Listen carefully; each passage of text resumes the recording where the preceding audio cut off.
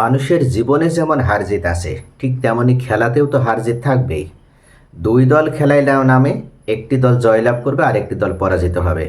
কিন্তু দুই দলের কাছ থেকেই আমরা আশা করব যে সকলেই যেন ফেয়ার প্লেটা দেয়। বাংলাদেশ এবং ওয়েস্ট ইন্ডিজের মধ্যকার যে সিরিজটা চলমান রয়েছে, ওয়ানডে সিরিজে বাংলাদেশ অসাধারণ খেলা দেখিয়েছে, অসাধারণ পারফর্ম করার মাধ্যমে তারা সিরিজটাও জিতে নিয়েছে। তবে টি-20 সিরিজটা শুরু হলে বাংলাদেশ যেন খেই হারিয়ে ফেলেছে এবং সেই চিরসেনা বাংলাদেশকে আর কোনোভাবেই টি-20 সিরিজে দেখা যাচ্ছে না।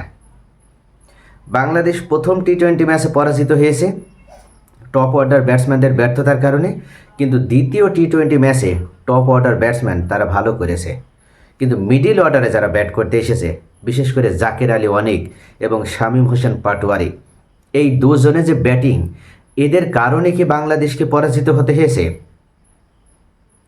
যারা লাইভে খেলা দেখেছিলেন তারা নিশ্চয়ই এই বিষয়টি খুব সহজেই বুঝতে পারবেন যে খেলার যে মোমেন্টামটা ছিল, অর্থাৎ বাংলাদেশ একটা ভালো পর্যায়ে ছিল, সেখান থেকে বাংলাদেশ যে পরাজিত হবে এটা হয়তো কেউ বিশ্বাস করেনি।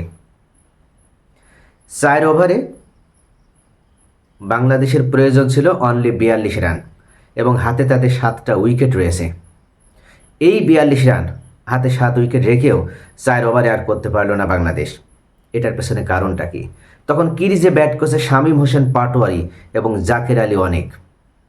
এই দুজনের খামখেয়ালিপনা এবং একেবারে অপেশাদারিত্ব ক্রিকেটের কারণে তারা যেভাবে ক্রিকেট সুলভ খেলাটা উপহার দিতে হয় এবং কোন সিচুয়েশনে কীভাবে খেলতে হয় এটা না জানার কারণে এবং খেলাটাকে তারা সিরিয়াস মোডে না নেওয়ার কারণেই কিন্তু দ্বিতীয় টি-20 তো বাংলাদেশকে হারতে হয়েছে।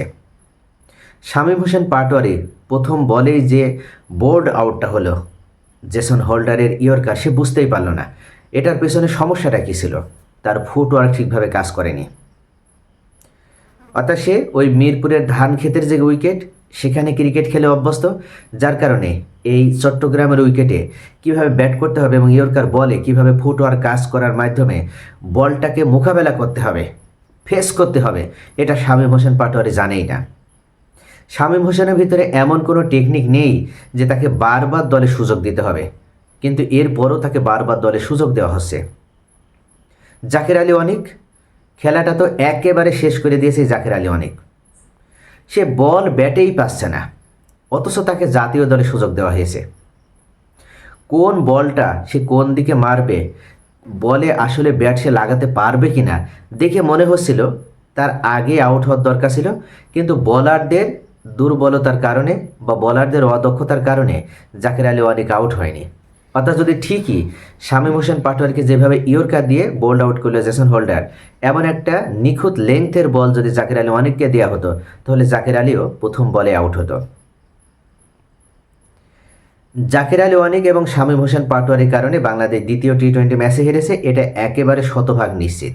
তবে তৃতীয় টি-20তে যদি আবার এই দুজনকে সুযোগ দেওয়া হয় তাহলে বাংলাদেশ ক্রিকেট প্রেমী যারা আছে তাদের উচিত হবে বিসিবি অভিমুখে লং মার্চ করা এবং সালাউদ্দিন, শুধু তাই নয়, ফিল সিমন্স, গং যারা রয়েছে, অর্থাৎ তাদের সাথে যারা রয়েছে, যারা এই দুজনকে আবার তৃতীয় টি-20 হয়তো সুযোগ দেবে, তাদের বিরুদ্ধে শক্ত প্রতিরোধ গড়ে তুলতে হবে সাধারণ জনগণকে।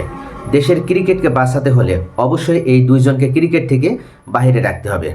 তো প্রিয় দর্শক, আপনাদের কি মনে হয়? আপনাদের মূল্যবান মতামত অবশ্যই কমেন্টে জানাবেন। সকলে ভালো থাকুন। Thanks for watching.